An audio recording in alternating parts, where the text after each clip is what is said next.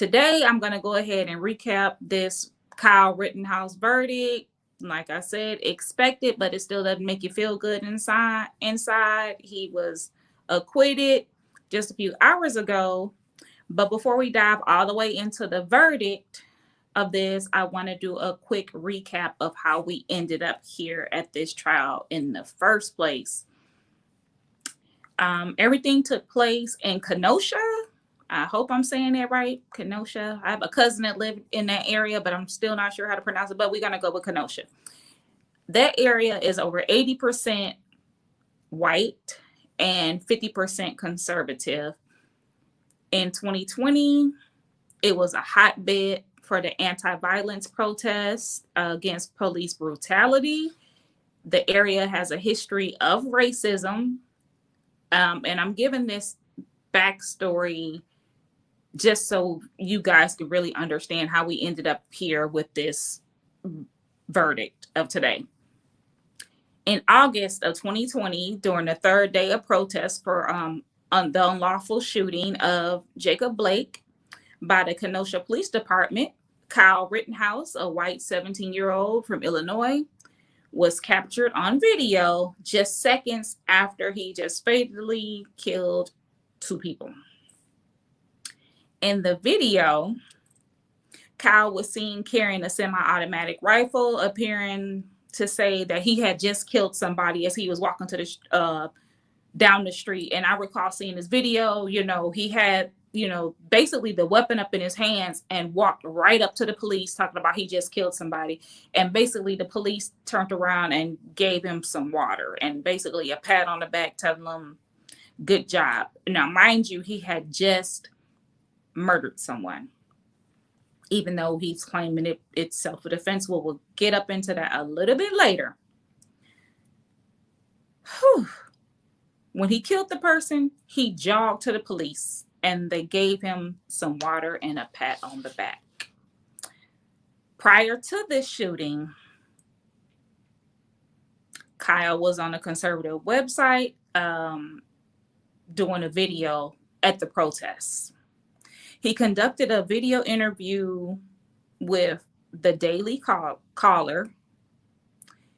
And this is what he said on this interview. This is just a little while before the shooting. I don't recall because I didn't follow this court case day by day like I did for the other verdict that hasn't come down yet for Ahmaud Arbery. In that instance, I didn't follow this one as hard because they were both going on at the same time. So I'm not sure if this was brought up in court, but I'm just going to read what he said in that interview with that conservative newspaper or a website. It was a website, not a newspaper. This is word for word. So people are getting injured, and our job is to protect this business, the business that he was standing in front of. And part of my job is to also help people. If there is somebody hurt, I'm running into harm's way. That's why I have my rifle, because I can protect myself, obviously, but I also have my med kit. And this is what he said right before shooting 3 people. The video was posted to social media later showed shots ringing out in a car lot before a man is discovered with a gunshot wound to the head. In that video, a person appearing to be Rittenhouse can be seen on the phone saying, I just killed somebody, as he jogs away, which is what I talked about a little while ago, him jogging over to the police talking about he just killed someone. Details on the moments leading up to that shooting still remain unclear. In a separate scene, a group of protesters could be heard following someone down the street while shouting, why'd you shoot him? That was the protesters following behind Kyle, trying to figure out why he shot people. From the very beginning, even before the case got the trial, law enforcement and right-wing media herald Rittenhouse as a hero and a vigilante. After the shooting, Kyle was seen in a bar basically proudly sharing his story. According to the Chicago 5 News, just days after the event, okay, I'm going to just tell y'all right here, I'm a little bit more annoyed and upset today, given this recap that I was given the day 10 recap yesterday for the McMichaels and Bryant murder trial of Ahmaud Arbery, because it's just another day in America. So I'm not all hyped up and animated as I was, because I am fuming right now, and I'm trying to keep it in because I'm so sick of this. Anyway, according to the Chicago 5 News, a day after the event, moments after video taken by a photographer at a nearby scene showed an armed Rittenhouse sitting on the ground, opening fire on a crowd around him, shooting another man in the arm. A third man is seen lying on the ground before authorities arrive and carry him away. Photos also captured the moments leading up to the second shooting scene, appeared to show a man kicking Rittenhouse before another man with a skateboard appears to grab the teen's weapon. The man with the skateboard appears to be the same one lying on the ground and not moving in the video.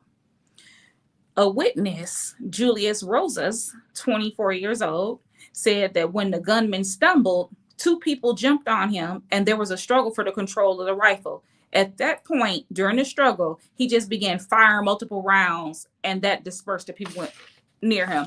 At that point, Kyle, he was an active shooter, y'all. He was down there and he was an active shooter at this protest.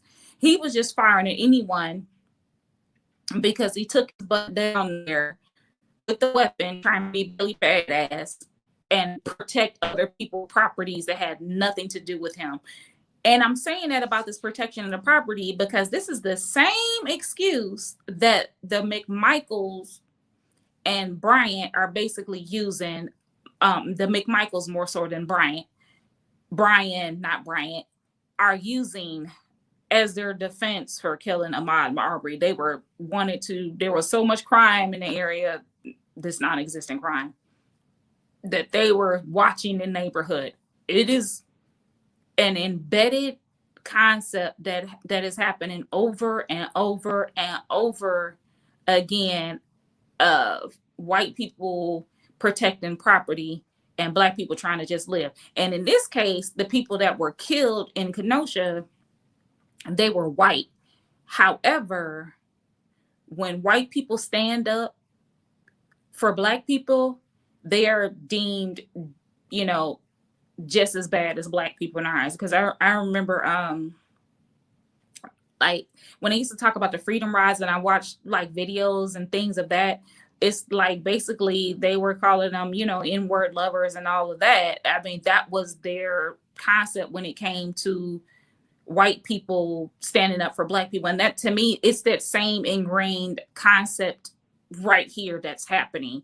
That's how not everybody that has common sense, but the folks, the right wing, they're basically looking at the white people that were killed in this case. You're standing up for Black people, you dead. Kyle Rittenhouse, he's our hero. Yay, good. You got rid of these dudes that we don't want around anymore. Law enforcement backed them, the police unions, clearly this judge backed them, and a lot more going on. But let me keep it moving a little bit. The two people killed were identified as a 26-year-old Silver Lake, Wisconsin resident and a 36-year-old from Kenosha. The wounded person was a 36-year-old from West Allis, Wisconsin, and expected to survive, the police said. On November 19th, 2021, which is today, Rittenhouse was acquitted on all charges after 4 days of deliberation. A total of 23 hours before Friday's verdict of not guilty on all the accounts. At this time, I want to play a video from the verdict because I really think that this is something very important that everybody needs to hear. So I'm going to play the video for y'all to hear it. I'm going to be quiet during this time. The first count of the information, Joseph Rosenbaum. We, the jury, find the defendant Kyle H. Rittenhouse not guilty. As to the second count of the information, Richard McGinnis, we, the jury, find the defendant Kyle H. Rittenhouse not guilty. As to the third count of the information, put it on unknown male, we the jury find the defendant Kyle H. Rittenhouse not guilty. As to the fourth count of the information, Anthony Huber, we the jury find the defendant Kyle H. Rittenhouse not guilty. As to the fifth count of the information, Gage Grosskreutz, we the jury find the defendant Kyle H. Rittenhouse not guilty. Members of the jury, are these your unanimous verdicts? Is there anyone who does not agree with the verdicts as read? Would you wish the jury polled? No. Okay. Okay, folks, your job is done, and we started just about 3 weeks ago. And I told you it could last 2 weeks and 2 days. This is 2 weeks. This is 3 weeks. You were a wonderful jury to work with. You were punctual. You were attentive. And the forgotten six over here who had a very difficult job of keeping from discussing the case during the time that they were sequestered as well.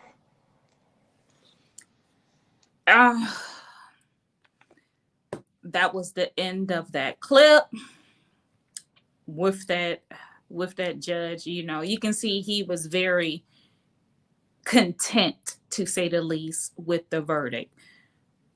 This trial, there was a lot going on with this case, from the judge not allowing the victims to be called victims, but okay, call them rioters and looters. Because, I mean, they couldn't even be called peaceful protesters. They couldn't be victims, but emphatically rioters and looters. The judge instructing the room to clap after a witness for the defense, you know, making comments that, oh, he did a very good job, which is crazy. The judge's Trump supporting ringtone, you know, you would think the judge would have had his phone on silent, regardless of your views. You're in a courtroom, so you have your Trumpy ringtone playing in the midst of this trial. You know, that's also letting more on the support, because Trump and his folks were very, very, very, when he was in office, they were very outspoken and calling him one of the good guys and all this stuff when this happened. So it's insane. The judge at one point chastised the prosecution on his cross-examination just for the questions he was asking. And I mean, and this prosecution was very, very lax. It was nothing like the prosecution that I have seen with the trial for McMichaels and Bryan. That this is night and day going on up over here.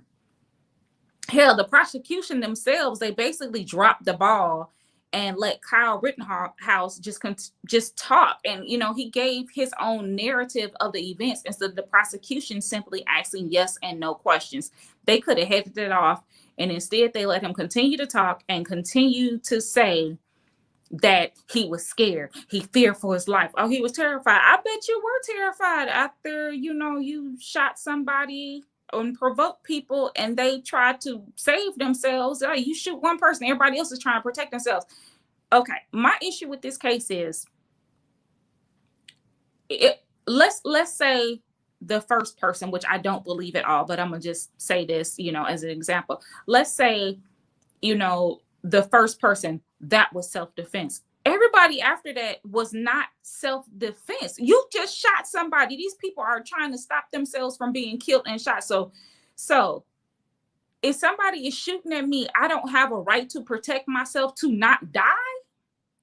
But he can fear for himself and he's the one with the gun. Whatever. The bottom line is, Kyle Rittenhouse claims he feared for his life after provoking a situation and aided by his family, which I don't know why the hell they weren't on trial. He provoked a situation. He came there from Illinois. He crossed those state lines. He made sure he had a weapon to protect himself. He was out after curfew. And the bottom line is, the verdict, it wasn't a surprise to anyone following this situation from the beginning. from the very beginning, like I said, he had so much support. Those police unions were patting him on the back. He was hanging out in bars, having a good time, recanting his stories. This boy was having a good old time.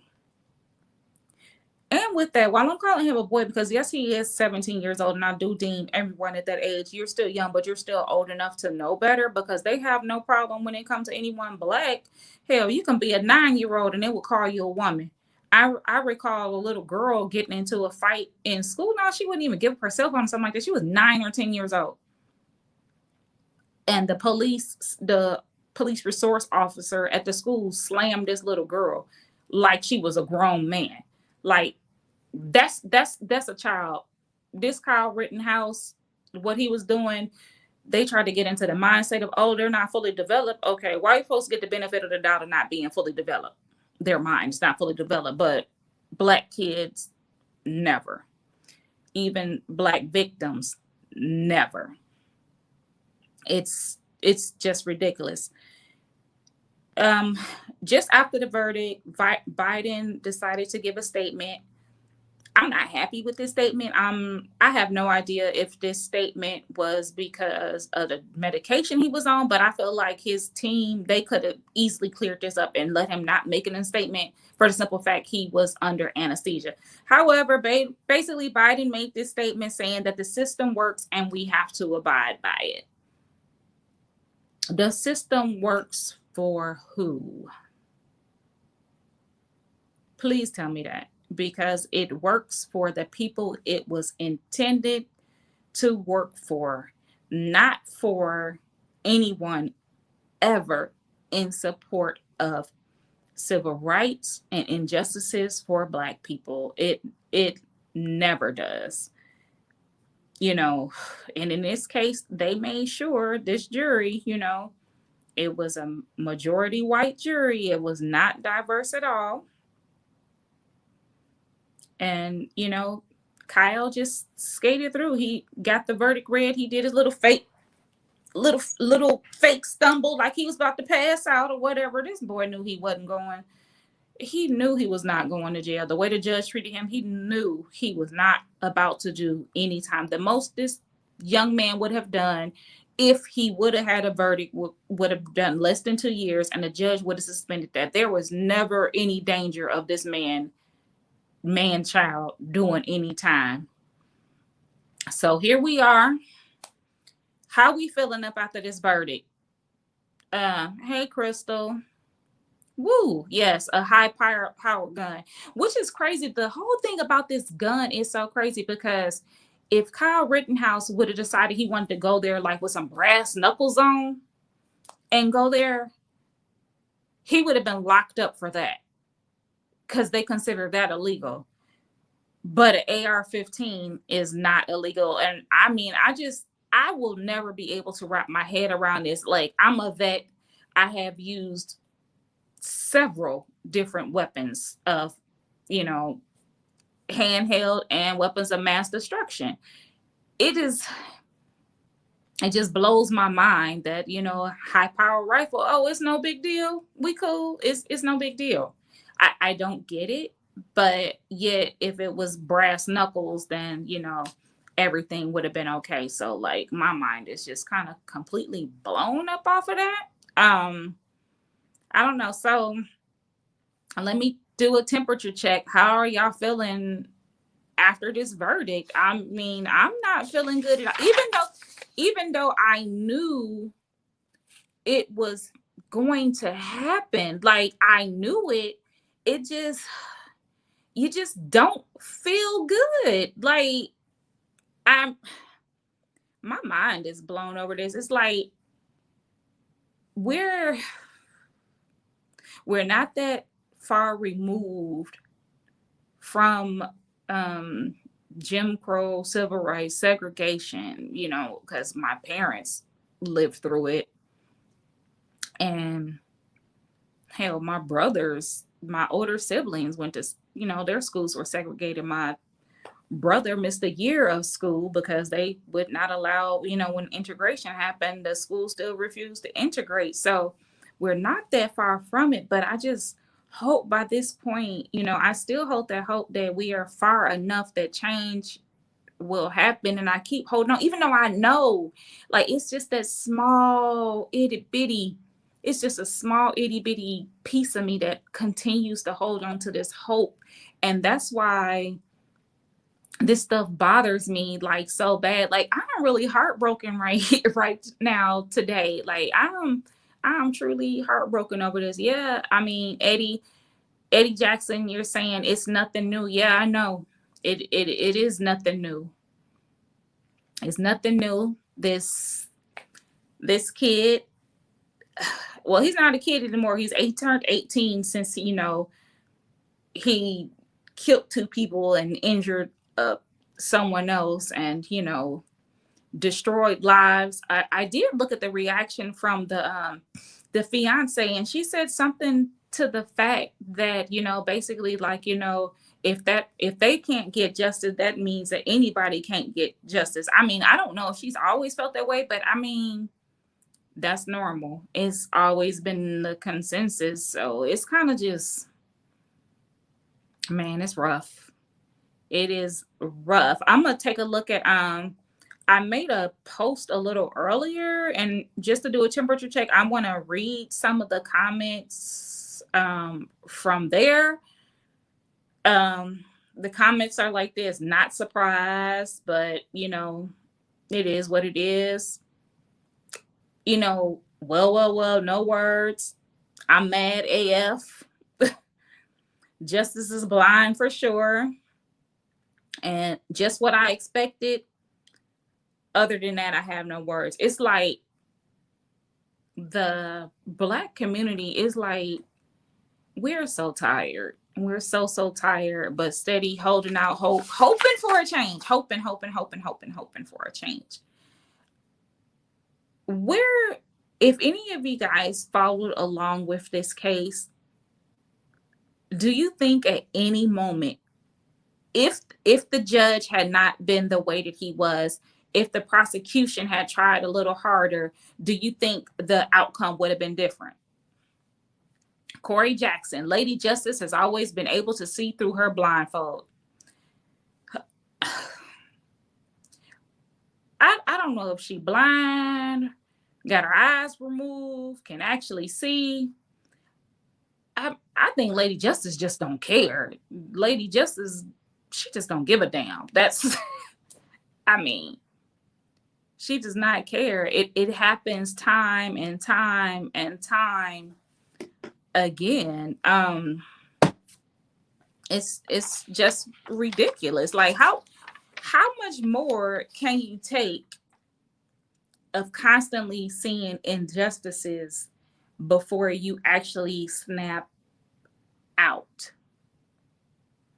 I mean, this literally happened because they were protesting in Kenosha. They were literally protesting the killing of a Black man. Kyle Rittenhouse felt like people didn't have a right to be there, showed up with his weapons, and killed someone. Not just someone, shot two, injured one, but then traumatized a lot of other people because he was shooting into a crowd at one point. That lady Rosa that I spoke on earlier, I'm sure she is traumatized just from being there. I did have a relative there as well who was down there during that time. I will reach back out to him and see what his thoughts are on this verdict.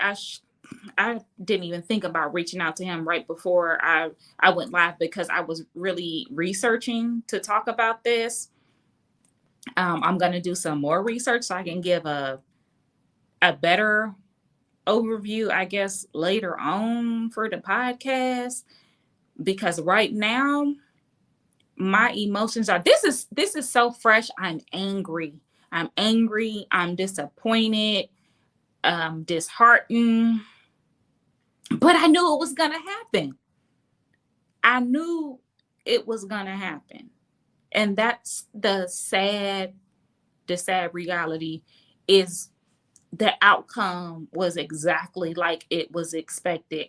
This outcome is like, when you were young and you did something stupid, you thought you got away with it, and you chilling all day, and then you get that phone call, from your mom that she's basically like, oh, we gonna revisit this later, you gonna know. So like, in the pit of your stomach, something bad, but you're still hoping for that good outcome, and you go home and you still get that whooping anyway because you think she forgot about it. That's like the feeling right here. All right, Brandeis McNeil. The judge was highly influential in this case. He was too much of the focus, and that is wrong. He wanted Kyle to be acquitted, and that it was very clear he could not hide it. Abso-fucking-lutely. I 1000% agree in this instance.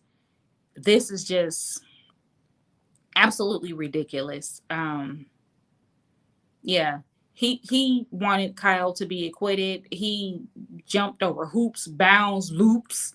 I mean, he basically drew the roadmap for them, throwing out the lower charge of the gun and, basically saying, oh, it was okay for him to have this illegally purchased gun that he brought to kill people with.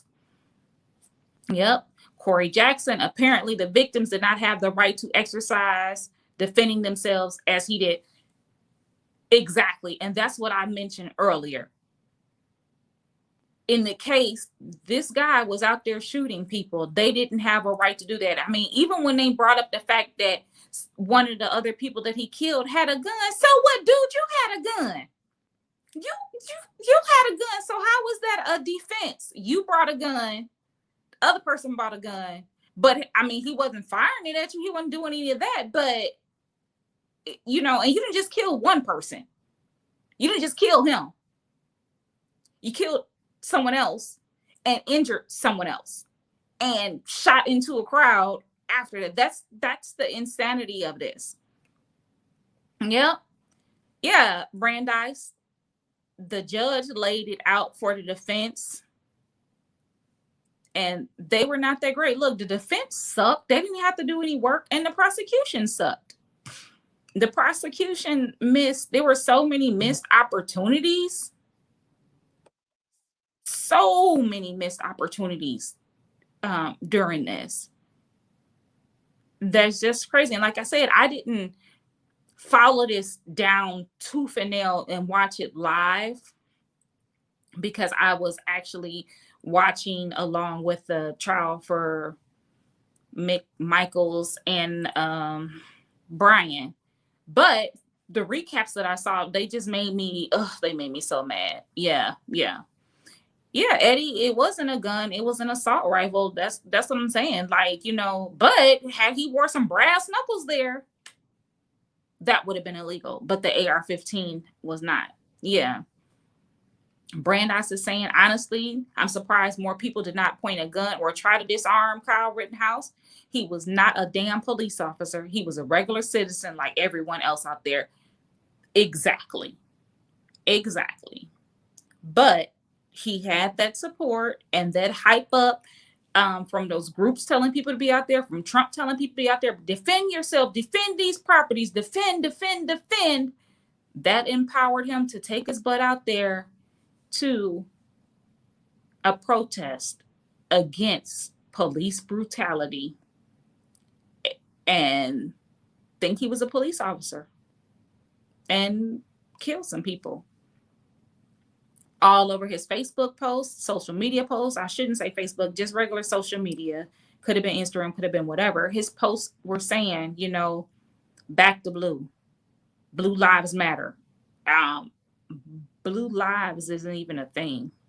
That's a uniform that you wear. So that statement, that's a whole other thing right there, that blue lives matter. Yeah, the Brandeis, the police empowered him too. Yeah, that's the sad part. Like,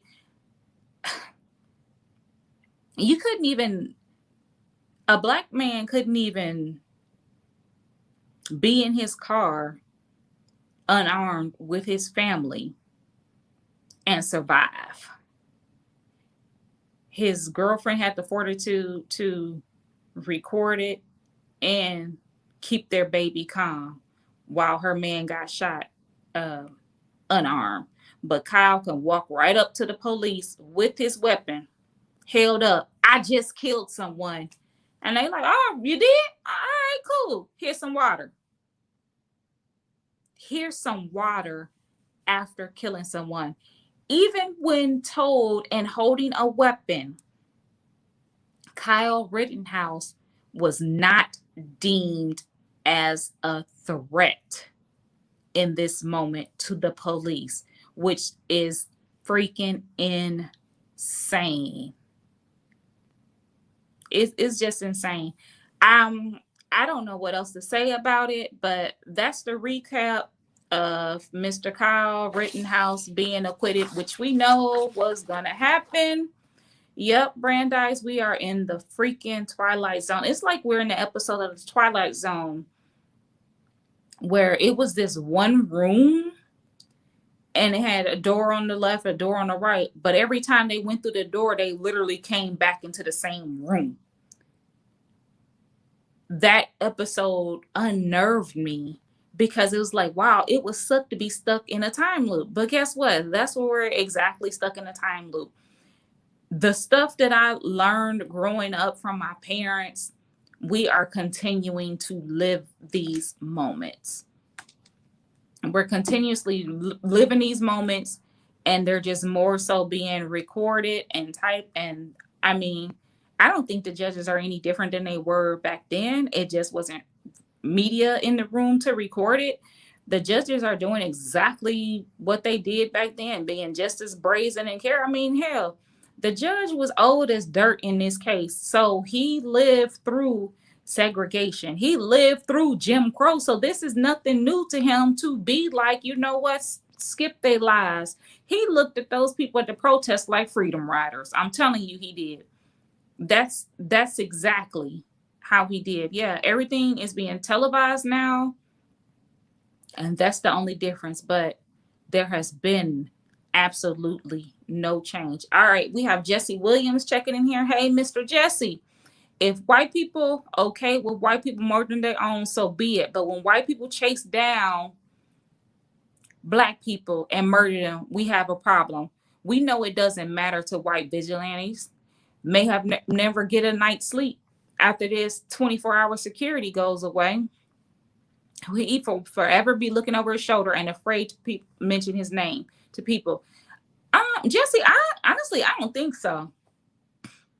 I don't think so because he's already had this time. It's already been a full year. And he was in bars hanging out, recanting his story and not caring. I honestly think that if white people weren't going to get back at Kyle Rittenhouse, they would have already done it. They weren't waiting for that verdict. I don't think nothing's going to happen to him. The same way nothing happened to Zimmerman, and he went back out there and still acting a fool afterwards. It's going to empower Kyle, and he's going to go out there. It's going to empower him, and it's going to empower other people like him. And we're not going to see the end of this. I don't think a darn thing is going to happen to Kyle because he has the backing of the police. Him, Blue Lives Matter, and them Blue Lives are going to protect him. He is going to be A-okay. Matter of fact, those people are going to raise money for him because they already started. They're going to raise money for him, and he's going to be protected, and he's going to be okay. Yep, Brandeis, you're saying you are so right. Eddie Jackson, scared taxes. Brandeis back again. I don't think so either. Zimmerman walking around without a care in the world, and that's exactly how Kyle is going to be. That's my opinions on that. Not a care, not a shame, not anything. And it's so sad. Oh, Mr. Jesse, I have a question for you because you used to work for CNN. What do you think about the removal of the MSNBC reporters from the newsroom? I'm gonna wait a little moment. I'm gonna talk about some other stuff, but I definitely want to hear your thoughts on that removal from MSNBC from the courtroom. Do you think it was just, or just your thoughts on it? Because I know you always have a lot to say. Yep, Kyle. I mean, dang, they could have at least gave him I would have been mad with probation, but they could have at least gave the boy probation. At least pretend like you care. Pretend. Do something.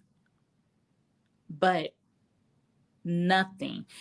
And of course, the judge made it so that if the first person that Kyle murdered, if that was self-defense, he made it so the charges couldn't be lessened for the other people. So that was an issue right there. So even if they thought that the other people that he killed, the other person that he killed one and then shot another one, but still the person was shot by Kyle, those charges, like the first one he couldn't be not guilty of the first one, but guilty of the second one. So the judge took that off the table as well. The judge made every single thing possible for Kyle Rittenhouse to get off free. All right. Jesse is back to answer my question regarding MSNBC. He says he was a freelancer and acting on instructors of an MSNBC producer. It was appropriate in my view. NBC was not affected. Hey, I understand. I understand. I mean, they do what they do, but I'm gonna go ahead and I guess tie this up in a nice bow.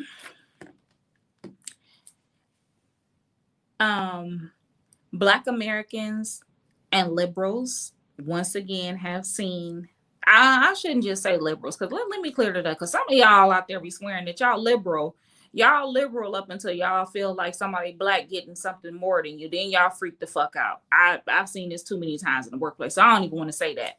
I'm just going to speak to the Black Americans right now. We have seen once again that white privilege is real. They will,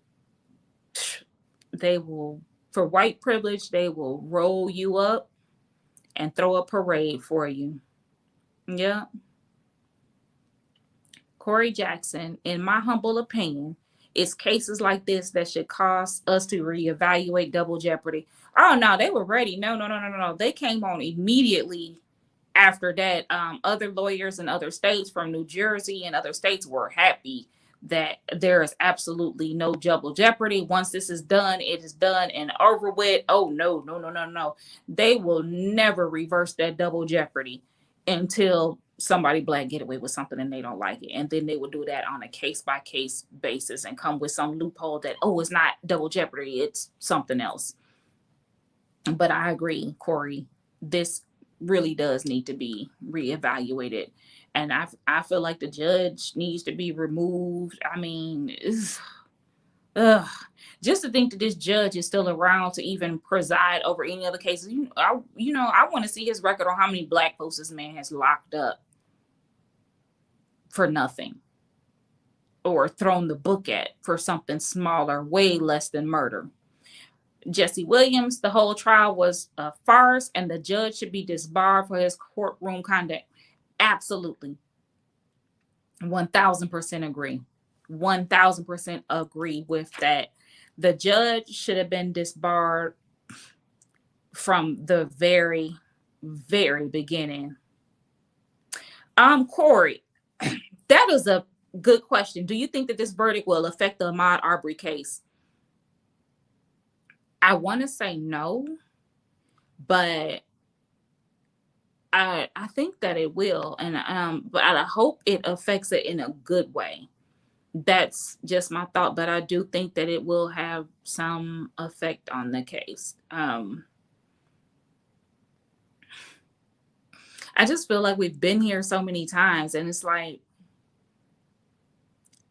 no justice, no peace. I just don't know where we go from here. It's the same old cycle. How do we get off this besides waiting until we can't even say it's the older people, because you got people, white kids in 6th grade, white kids in middle school being racist, making racist comments to their peers, making whole videos telling black folks they need to kill themselves, they don't like you black, you stink, you know, stuff like that. So it's not just the older people. These young folks still are holding on hard to the hate. And everybody can't say, oh, that stuff is just taught at home. I mean, because the same way you can come from some racist parents and not be racist, you can come from some non-racist parents and turn out and be racist. I mean, it's just crazy. I'm gonna go ahead and wrap this up. I'm Omega Keys, and this is True Crime Remix. We were sitting here talking about the Kyle Rittenhouse acquittal that happened just hours ago. Just popped on here to talk about this quick acquittal case. I want to thank my partner Tell-All for supporting this, as well as my company About Face Media. And until next time with the recap, I hope I'll be able to come back with some good news for the murder trial. The murder trial with McMichaels and Bryant. And I hope that I could come back with some good news. Let me read these last ones. Corey Jackson, the cycle will continue until America owns up to a horrific history like Germany did regarding the Jewish people. Absolutely. Jesse Williams, everything in the Rittenhouse acquitted case should be the reason that Michaels should be convicted. I agree. And Brandeis is over here thanking me for the recap. I appreciate you all. Thank you for watching, and thank you for going with this. Oh, if you have not watched Surviving America, it is streaming free on Tubi as well as Amazon. So get your watch on. Tell me your thoughts about it. And until next time, this is the True Crime Remix.